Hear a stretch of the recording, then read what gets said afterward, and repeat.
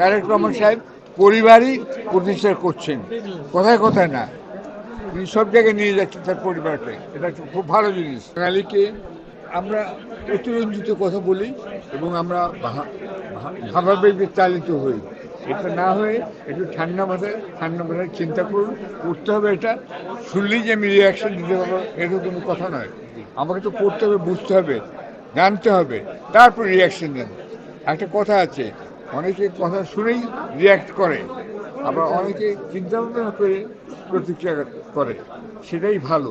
চিন্তা ভাবনা করে আমিও বলবো, আপনিও শুনবেন। ওকে, ইতিমধ্যে ওয়েলকাম তারেক, ওয়েলকাম ওর ফ্যামিলি। আরেকটা কথা, তিনি এই যে ফ্যামিলি যে চলাফেরা করছেন, এটা খুব ভালো জিনিস হচ্ছে।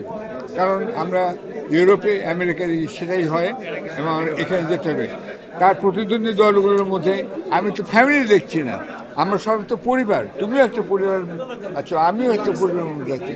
তারেক রহমান সাহেব পরিবারই প্রতিষ্ঠা করছেন, কথায় কথায় না, তিনি সব জায়গায় নিয়ে যাচ্ছেন তার পরিবারকে। এটা খুব ভালো জিনিস।